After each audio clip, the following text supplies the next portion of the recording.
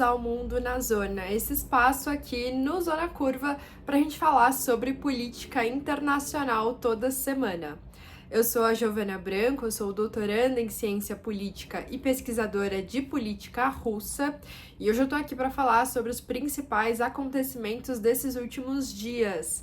E abril já começou bem turbulento no sistema internacional. A gente vai começar falando sobre um ataque aéreo que aconteceu em Damasco, na Síria, e atingiu o consulado, a embaixada, na realidade, do Irã lá na Síria. A princípio, foi um ataque realizado pelos militares israelenses, mas eles ainda evitaram, nesses últimos dias, comentar sobre esse caso. Esse ataque realizado por Israel atingiu esse edifício que ficava lá em Damasco, na Síria, e que servia como uma das bases diplomáticas do Irã no país. Esse ataque atingiu principalmente um dos mais altos comandantes militares do Irã, chefe da Força Revolucionária, da Guarda Revolucionária do Irã, que é o general Mohammad Reza Zahedi, de 65 anos, que, de novo, é um dos principais militares iranianos e teria sido responsável por comandar algumas das operações secretas que o Irã realizou, tanto na Síria quanto no Líbano. Então, era uma pessoa realmente muito relevante para o exército do Irã, principalmente, né, a Guarda Revolucionária, e que estava ali naquele momento na Síria. Também tivemos outros mortos nesse ataque, mas esse foi, de fato, o mais noticiado devido à sua importância estratégica para o Irã. Segundo as pessoas que estavam ali naquele momento, no edifício que foi atingido, que é um complexo de edifícios que compunham ali o consulado iraniano em Damasco, nesse edifício em específico, estava abrigando uma reunião importante entre oficiais da inteligência iraniana, entre eles o general Mohammad Reza Zahedi, e também alguns militantes palestinos que estariam ali, portanto, discutindo o conflito em Gaza e formas de chegar a uma negociação ou mesmo de responder aos ataques israelenses à faixa de Gaza. E essa teria sido o principal motivo, né, para esse ataque israelense lá na Síria.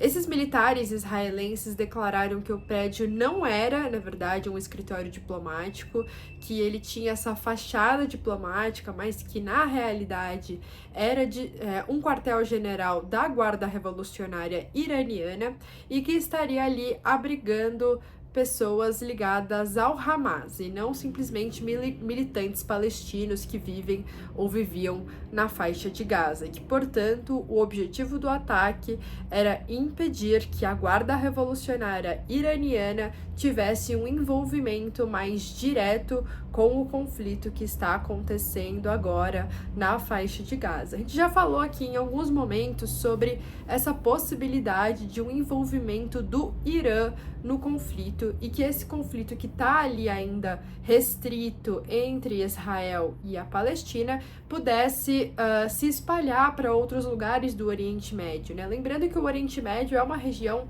realmente muito sensível no sistema internacional, então muito propícia a conflitos que se espalham muito rapidamente e se tornam realmente conflitos muito mais amplos regionalmente.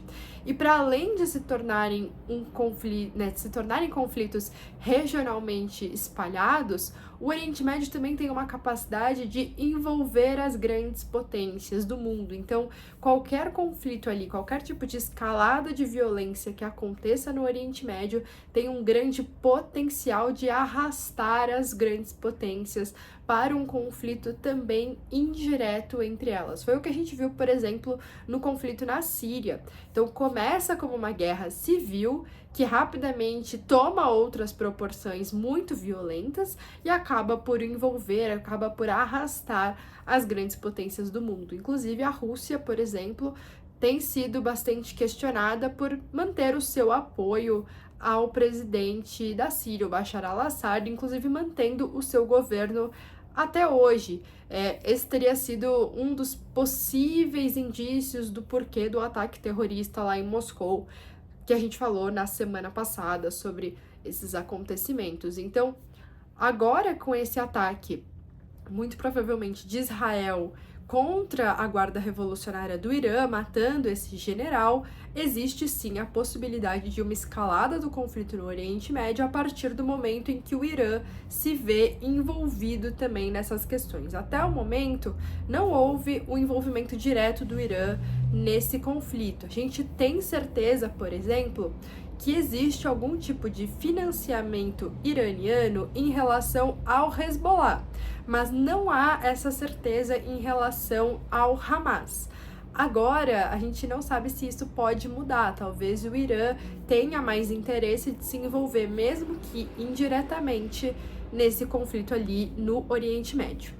O Ministério da Defesa da Síria disse que o ataque aconteceu no período da tarde, mais ou menos às 5 horas da tarde no horário local, e que os projéteis que teriam sido lançados tinham origem das colinas de Golã, que foi uma região que Israel conquistou em uma de suas guerras ali ainda no século passado contra os países vizinhos, né?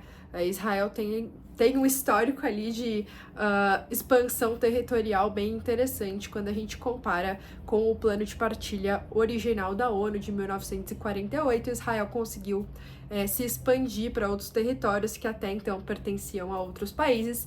A princípio, teria sido justamente das colinas de Golã que esse ataque foi realizado na Síria. Nesses últimos anos, a gente tem percebido algum tipo de tendência em relação a esses alvos iranianos. Então, militares importantes, né, do alto escalão, mas também em relação aos cientistas ligados ao programa nuclear iraniano, acabaram por ser vítimas de ataques fatais. Não apenas, obviamente, por Israel, mas também por outros atores que não têm interesse que o Irã se desenvolva em termos militares ou em termos nucleares. Então, a gente tem observado essa certa tendência de alvos militares e científicos do Irã.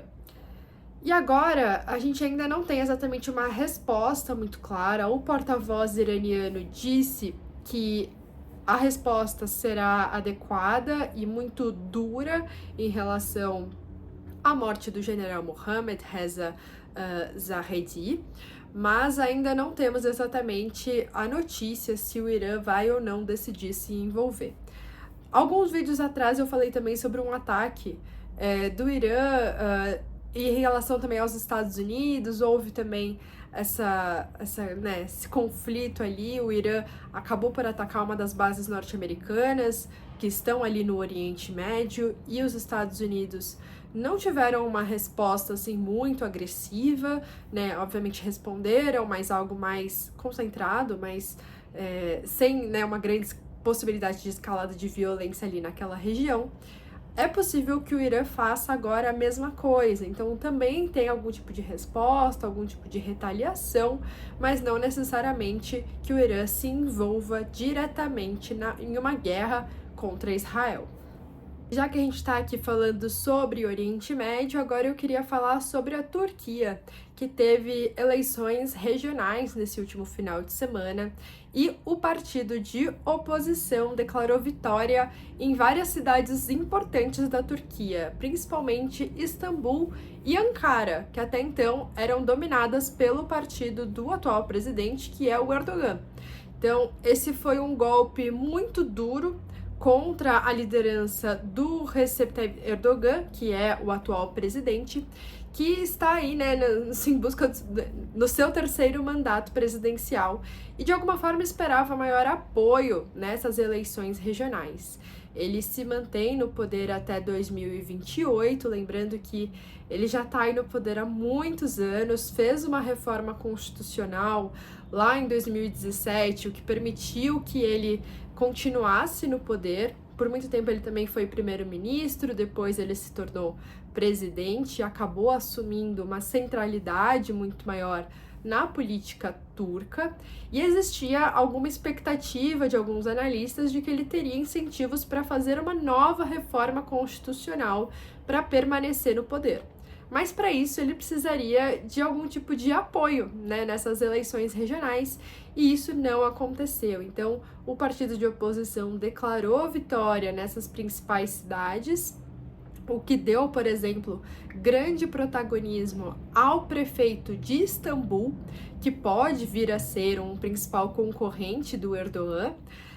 Lembrando que o próprio Erdogan conseguiu notoriedade política também sendo prefeito de Istambul, então a gente está vendo aí um certo padrão desses candidatos que acabam por assumir uma certa liderança na Turquia, e essa é a primeira vez em 21 anos que o partido do presidente perde em cidades muito importantes ali nessas eleições regionais, o que se torna realmente um marco muito importante para a política do país.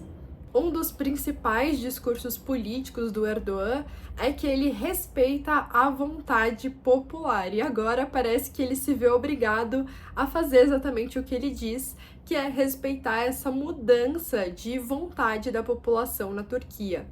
Essa votação no final de semana mostrou de forma muito clara que a população turca está em busca de uma renovação política, principalmente olhando para partidos que se propõem a ser muito mais ocidentalizantes, muito mais seculares e muito mais voltados aos vínculos, por exemplo, com a OTAN, que são coisas que o Erdogan não faz, né? O Erdogan, ele chega ao poder justamente por meio de um discurso muito mais religioso ali na Turquia, implementando realmente as bases do Islã como uma das bases fundamentais do seu governo. Ele é contra qualquer tipo de medida ocidentalizante no cenário social da Turquia, então muito mais voltado a um nacionalismo, a um patriotismo mais tradicional, que se assemelha um pouco ao que era o Império Otomano, por exemplo. E também não tem um grande apreço em relação à posição da Turquia na OTAN, o que é muito curioso, né? Porque a Turquia acaba por ser uma das peças mais fundamentais para o equilíbrio estratégico da OTAN. A Turquia ali é muito importante como uma forma de barrar justamente essa divisão entre a Europa e o Oriente Médio, que, como a gente já comentou aqui, né, é uma região que tem muitas convulsões políticas ao longo do tempo, e isso acaba por preocupar muito os países europeus, e a Turquia vem ali também para cumprir este papel estratégico de frear esses avanços e também de se oferecer como uma possível, né, saída, por exemplo, de qualquer ataque que a OTAN precisasse realizar nessa região, poderia ocorrer via Turquia. E o Erdogan, de alguma forma, ele tem uma relação muito dúbia com essa aliança com a OTAN, né? Ele não parece se empolgar muito em ser um aliado dos europeus, ele tá sempre ali no meio termo. E agora, essa votação no final de semana mostra que a população na Turquia está olhando principalmente para essas alianças, né? Alianças mais ocidentais, olhar mais para a Europa e trazer também mais influências europeias para dentro da Turquia. Nesses últimos dias, nós tivemos também uma declaração importante do embaixador de Pequim em Moscou sobre o conflito na Ucrânia. Ele teria dito que existe já um certo consenso da necessidade de negociação entre russos e ucranianos para que esse conflito consiga chegar ao fim, que esse conflito não beneficia mais os atores envolvidos e nem mesmo a comunidade internacional, então que negociações se tornam cada vez mais necessárias entre as partes. E a China teria se colocado como a possível mediadora desse conflito. O embaixador declarou que a China tem apoiado a criação de uma conferência internacional para que essas negociações possam acontecer, e negociações que envolvam todas as partes envolvidas. Isso vai diretamente contra aquela proposta ucraniana né, da proposta para a paz que o Zelensky vem defendendo tanto e que de forma alguma inclui a Rússia, o que é muito curioso, né, como que se faz uma negociação de paz em tempos de guerra que não inclui o agressor, não inclui justamente a parte talvez mais envolvida nesse conflito, e a China vem fazendo uma proposta, portanto, diferente, de fazer esta conferência de forma que ambos possam negociar e ambos tenham a mesma voz. O porta-voz, né, o embaixador de Pequim deixou muito claro que essa proposta seria em tom de igualdade entre as partes e que a Rússia não teria algum tipo de privilégio ou qualquer posição mais centralizada nesta conferência, embora a gente já tenha observado nesses últimos anos uma aproximação cada vez maior entre Pequim e Moscou, né? Começou há muito tempo atrás, se fortaleceu ali em 2022, logo antes do conflito na Ucrânia começar, com aquela declaração de que eles teriam uma amizade sem limites. E desde então, de fato, essa aliança vem se aprofundando ali entre as grandes duas potências da Eurásia. E agora, Pequim, portanto, parece se mostrar incomodada com a longevidade deste conflito e se coloca, portanto, como esta possível mediadora. A gente, inclusive, falou já aqui no Mundo na Zona sobre a possibilidade de alguns países serem mediadores no conflito e que ainda permanece um pouco difícil de saber quem seria, de fato, um mediador mais provável e também mais equilibrado, né? Não me parece que a China consiga conquistar o apoio da Ucrânia a ponto de fazer essa conferência. Mas ainda assim, esta foi a proposta do embaixador nesses últimos dias, né? Se colocando aberto como um país que pode promover essas negociações. Mas, ao mesmo tempo que existe essa declaração, também existe uma clara prioridade chinesa em expandir acordos econômicos com a Rússia, em se tornar um aliado mais profundo e, por exemplo, também promover o crescimento dos BRICS, que a gente viu bastante no ano passado, esse processo de expansão que coloca a China ali também como numa posição de centralidade em relação aos demais países em desenvolvimento no mundo. Então, a gente ainda vai acompanhar essa proposta chinesa, mas é uma outra proposta que vai contra aquela levantada pela própria Ucrânia em relação à conferência de paz, que, de novo, não inclui a Rússia. E para finalizar, a gente queria falar sobre algumas inovações, possíveis inovações sobre os pacotes de ajuda financeira dos Estados Unidos para a Ucrânia.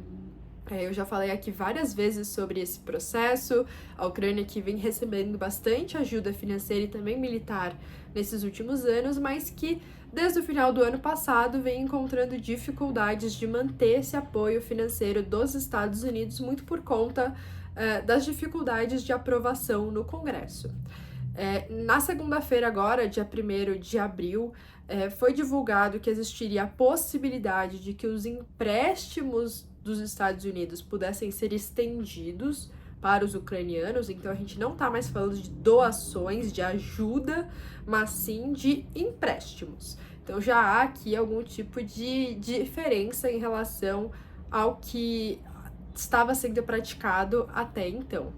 E que essa medida ainda precisaria ser votada no Congresso, que não conta com ampla maioria, com amplo apoio sobre esse tema.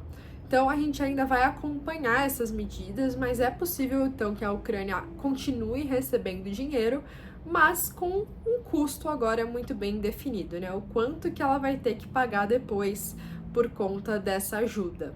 E se, tendo isso em consideração, não seria cada vez mais próximo negociar com a Rússia, tendo em vista essa situação no longo prazo. Eu espero que vocês tenham gostado do vídeo de hoje. Qualquer dúvida que vocês tiverem, comentem aqui.